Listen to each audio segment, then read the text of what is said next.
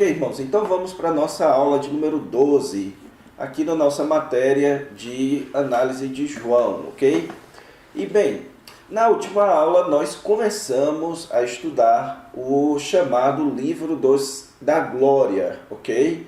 Então, lembrando a você, o livro de João, ele é separado em dois grandes blocos, o livro dos sinais e o livro da glória. O livro da glória, ele começa a partir do capítulo 13, e ele é centrado no momento da glorificação do Senhor Jesus Cristo, ou seja, da sua morte e ressurreição, ok? Na aula passada nós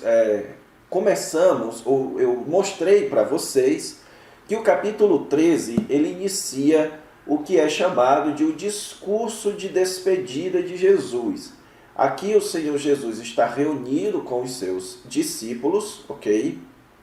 E nessa reunião, o Senhor Jesus Cristo discute ou prepara eles para enfrentar o momento da sua morte e o momento após a sua ressurreição, quando ele ascenderia ao céu, ok? Então nós vimos que essa parte do Evangelho de João vai do capítulo 13 até o capítulo 17, que essa é uma seção que não tem nos demais evangelhos, mas que é paralelo àquilo que os outros evangelhos narram, no caso, o momento da última ceia do Senhor Jesus Cristo, quando o Senhor Jesus Cristo estabelece então ali a sua nova aliança por meio da celebração da ceia do Senhor, ok? Então o Senhor Jesus Cristo celebra ali a nova aliança. Então eu disse para vocês que os capítulos de 13 a 17 também possuem uma linguagem pactual. Você nota que ali o Senhor Jesus Cristo está realmente estabelecendo um novo pacto com os seus discípulos, no caso, com a nova comunidade que viria então a ser a igreja, ok? Nós vimos que isso é marcado, por exemplo, com a promessa do Espírito Santo, ok? O chamado à obediência, o chamado ao amor, pela expressão de Jesus, novo mandamento vos dou, o que mostra então que claramente o Senhor Jesus Cristo estava ali estabelecendo um novo pacto, uma nova aliança com o seu povo, ok?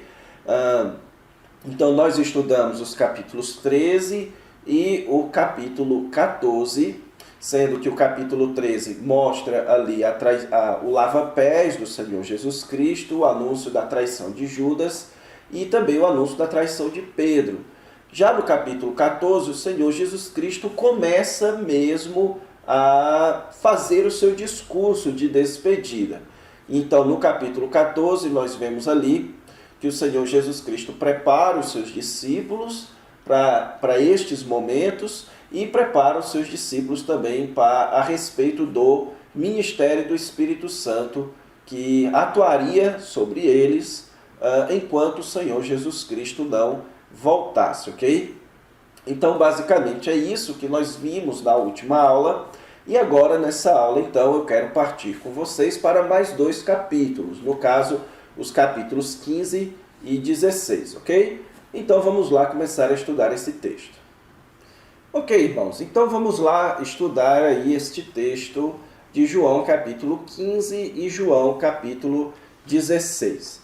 Então, como a gente sempre faz, vamos, em primeiro lugar, ver aqui a estrutura de João capítulo 15. Lembrando que aqui o Senhor Jesus Cristo continua no seu discurso de despedida, que começou no capítulo 13, ou mais precisamente o discurso mesmo no capítulo 14, ok? Então, o capítulo 15, irmãos, a ênfase, ele deixa de ser, se você notou a ênfase no capítulo 14, é na preparação. Então, o Senhor Jesus Cristo, ele trabalha muito a preparação dos discípulos para encararem o momento da sua morte e a sua ausência depois da sua ressurreição. Então, você nota que existe esse tom. Já no capítulo 15, a ênfase passa a ser as diversas relações dos discípulos, ok? Então, os diversos âmbitos de relacionamento dos discípulos durante este período pós-ressurreição do Senhor Jesus Cristo. Então, o capítulo 15, ele é dividido em torno dessas 4 relações dos discípulos, certo? Nesse período pós-ressurreição do Senhor Jesus Cristo. Em primeiro lugar, você tem do capítulo 15, versículos de 1 a 11, o Senhor Jesus Cristo tratando da relação dos discípulos com Ele mesmo, com Cristo. E a ênfase ali é que os discípulos devem permanecer em Cristo. A relação dos discípulos com Cristo é de permanecer. Tanto é que a palavra permanecer, ela aparece diversas vezes, certo? Mais ou menos aqui umas 7 vezes, só nesses 11 versículos, ok? Aliás, muito mais de 7 vezes. Aparece só nesses 11 versículos. Então, você notando ali que a ênfase do Senhor Jesus é que o discípulo deve permanecer em Cristo. E nós vamos estudar o que isso significa daqui um pouquinho. Em segundo lugar, versículos de 12 até o 17, o relacionamento com os crentes, ou seja, como os crentes, como os discípulos devem se relacionar entre si. E aí o versículo 12 mostra isso. Meu mandamento é este, que vos ameis uns aos outros, ok? Então aqui a ênfase é na palavra amor. Então qual deve ser o relacionamento entre os discípulos? Deve ser marcado em amor. Em terceiro lugar, versículos de 18 a 25, o Senhor Jesus Cristo trata do relacionamento dos seus discípulos para com o mundo. E a marca deste relacionamento é a hostilidade. Tanto é que a palavra odeia, ou o verbo odiar, ele aparece diversas vezes, desde o versículo 18 até o final do trecho mesmo, até mais ou menos ali no versículo 25. Se o mundo vos odeia, sabei que primeiro do que a vós outros me odiou a mim. Versículo 19, o mundo vos odeia.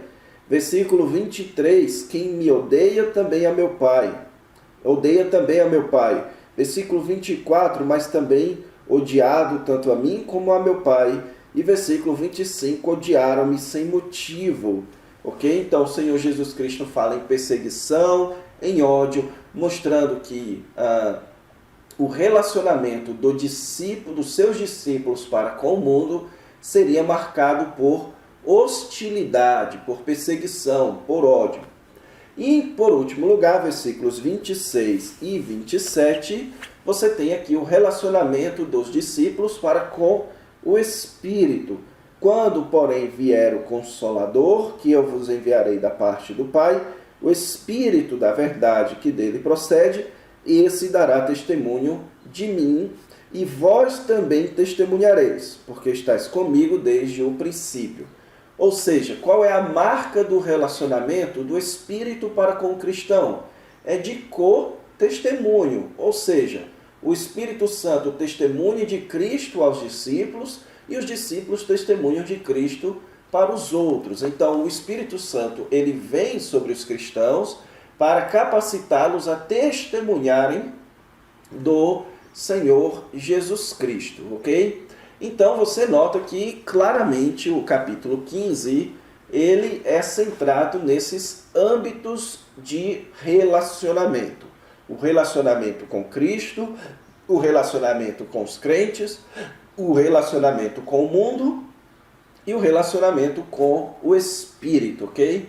Então você tem aqui um texto do Evangelho de João que daria muito bem para você fazer aí uma série de 4 pregações a respeito dos relacionamentos, dos âmbitos de relacionamentos do cristão, ok? Com Deus, com os crentes, com o mundo, com o Espírito Santo.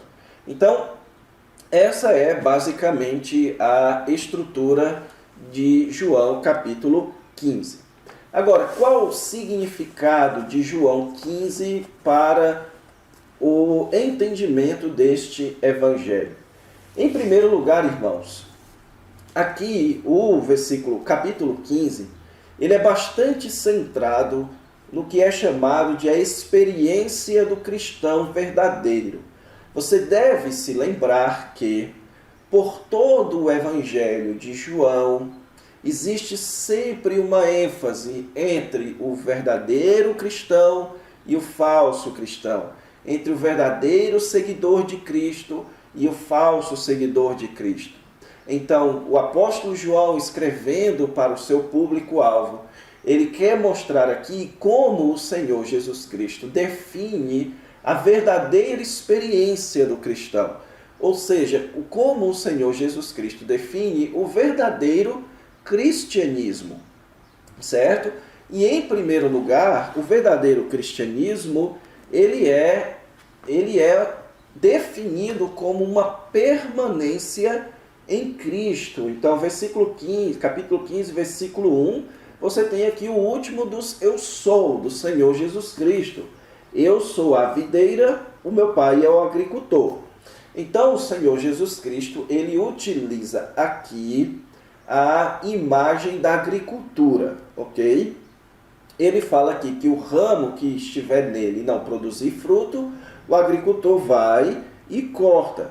E o que dá fruto, ele limpa para que produza mais fruto ainda. Isso daqui, irmãos, deve ser entendido, ok? À luz do contexto do estabelecimento aqui de uma nova aliança. E para que você entenda esse texto, você precisa entender o ensino do Antigo Testamento também a respeito da nova aliança. Então, no Antigo Testamento é ensinado que a nova aliança ela seria estabelecida com a nação de Israel, com o povo de Israel, ok? Isso não significa que só os judeus iriam desfrutar, como claramente o Antigo Testamento mostra, e como o apóstolo Paulo vai mostrar em Efésios, ok? Escrevendo até mesmo antes de João escrever o seu evangelho, o apóstolo Paulo já dizia que os gentios também desfrutam das mesmas promessas dos judeus na nova aliança. Mas por que isso é relevante aqui? Para que você não entenda que o Senhor Jesus Cristo está falando aqui de perda de salvação. Na verdade, o Senhor Jesus está falando de salvação e não de perda de salvação. Então, todo ramo que estando em mim não der fruto, aqui o Senhor Jesus Cristo está se chamando de videira. E a videira é uma imagem do Antigo Testamento para a nação de Israel. Então, o Senhor Jesus Cristo está se colocando aqui como o representante ou como sendo, assim, uma outra nação de Israel, o início de uma outra nação de Israel, ok? Então, aqui o Senhor Jesus Cristo está se colocando como sendo o início de uma outra nação, só que agora, obviamente, uma nação espiritual. Então, todo aquele que não permanece em mim, ele é cortado. Isso significa que, se você é um judeu, mas não experimenta o Senhor Jesus Cristo, você é cortado. Agora, se você é um judeu ou gentio e experimenta do Senhor Jesus Cristo, da nova aliança, então Deus trabalha em sua vida para que você produza mais fruto. Então entenda bem que o Senhor Jesus Cristo aqui, ele não está falando de perda de salvação. Ou seja, você está em Cristo, se você der fruto, você continua. Se você não der fruto, Deus o corta e lança fora. Até porque, irmãos, se o Senhor Jesus Cristo estivesse falando sobre isso aqui, ele estaria entrando em contradição direta com o capítulo 5, certo? O capítulo 6, quando ele diz lá claramente que Deus não permite que nenhum que ele deu a Jesus Cristo seja lançado fora e que ninguém arrebata as ovelhas de Cristo das suas mãos. Ou seja, aquele que já é uma ovelha de Cristo não pode perder a sua salvação. Então, você, para entender bem esse texto, você precisa entender bem o contexto do estabelecimento da aliança aqui, certo? Então, quando o Senhor Jesus Cristo diz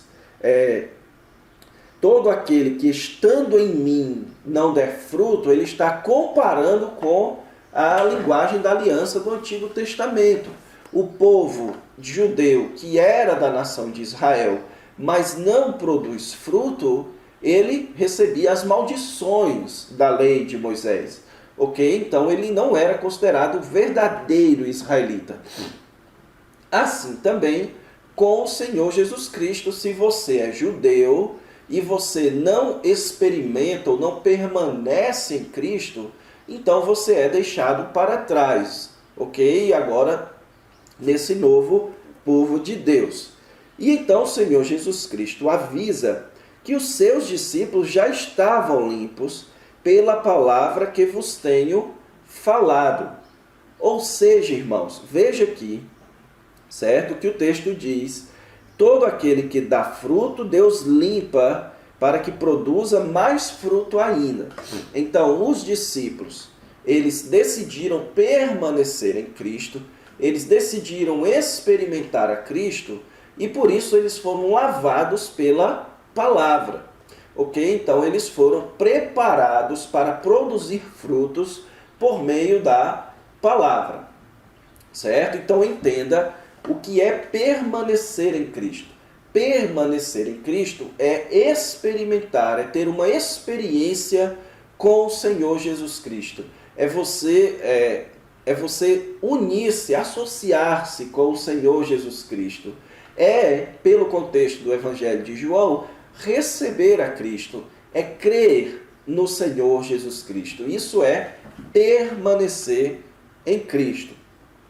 E então, esta experiência, esta permanência em Cristo, tanto envolve um compromisso com uma pessoa, quanto envolve o compromisso com uma doutrina, quanto envolve o compromisso com uma ética. Veja o versículo 4, quando ele diz: permanecei em mim. Ou seja, ele nos chama a manter um compromisso com uma pessoa, com o Senhor Jesus Cristo. Mas no versículo 7, se permanecerdes em mim e as minhas palavras permanecerem em vós, pedireis o que quiserdes e vos será feito. Ou seja, você também tem que ter um compromisso com as palavras de Cristo.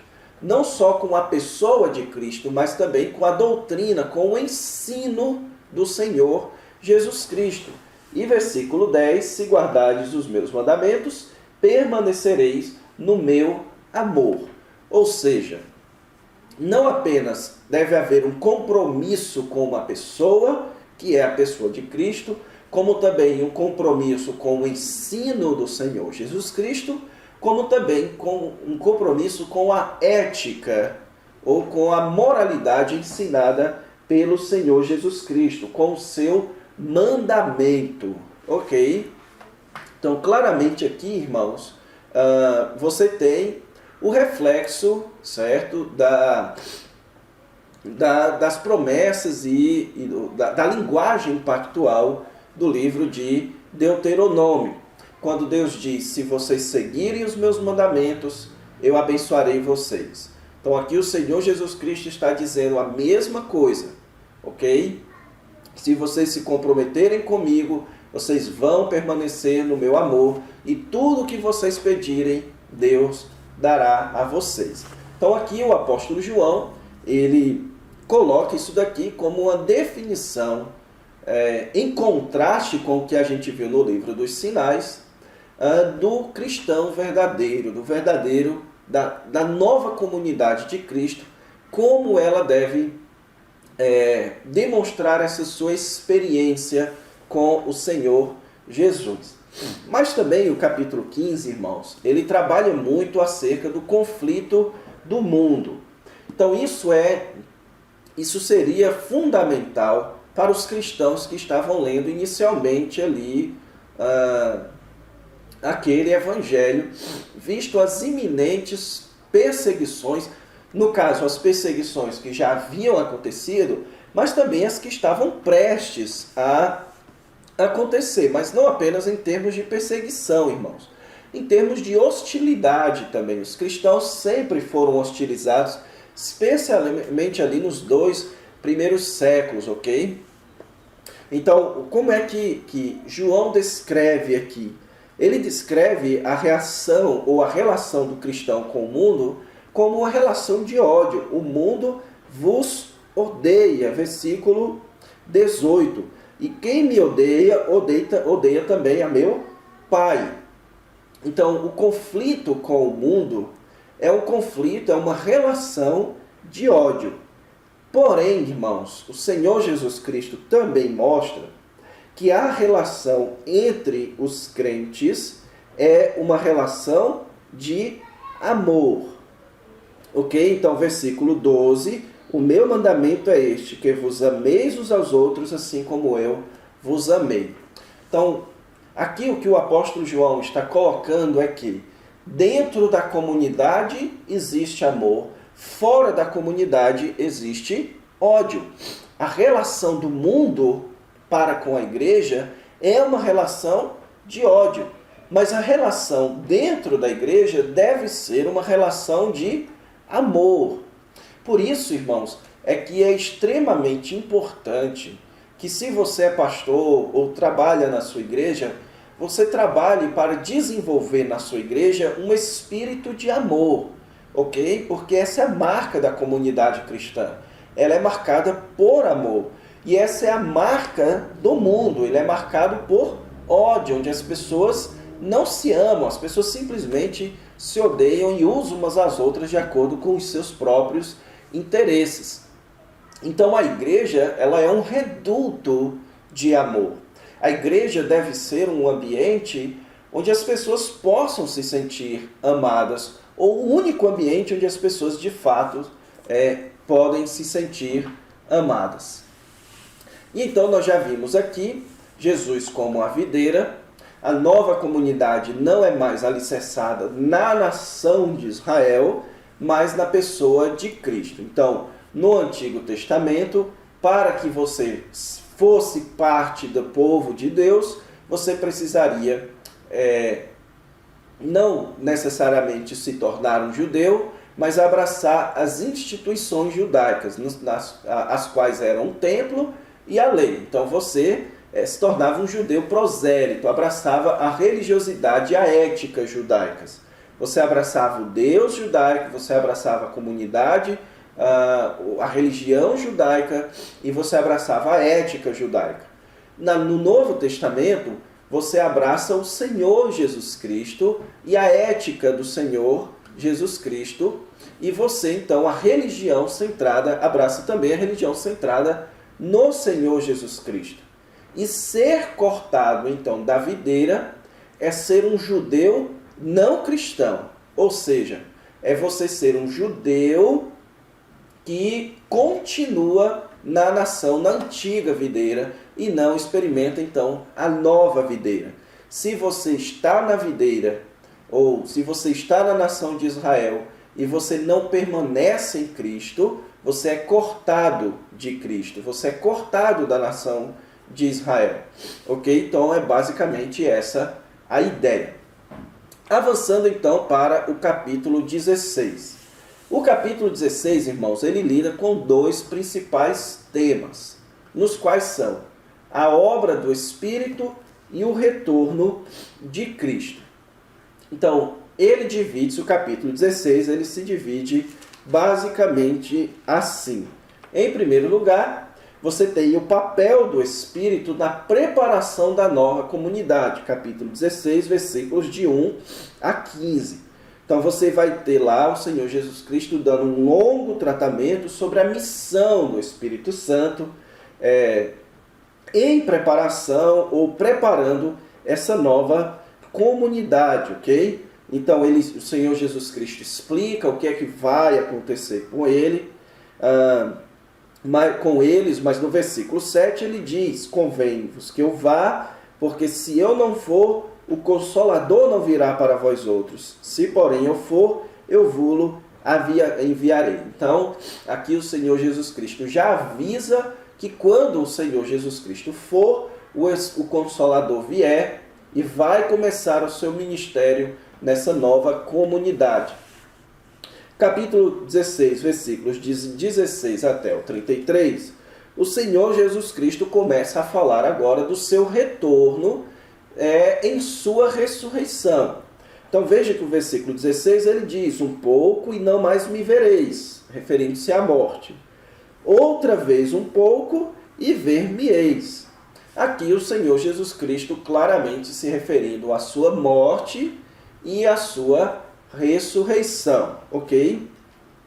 E então, basicamente aqui o capítulo 16 tem essas duas partes, onde o Senhor Jesus Cristo fala da preparação e missão do Espírito e também, certo, do seu retorno iminente na sua ressurreição, ok? Irmãos, vamos dar uma paradinha aqui, certo? Para a gente não começar a estudar o significado do capítulo 16 e a nossa aula ficar muito extensa. Então vamos deixar essa parte do significado de João 16 para a próxima aula, ok? Então a gente para aqui e na próxima aula a gente continua com o capítulo 16. Então fiquem com Deus, até a próxima aula. Deus vos abençoe.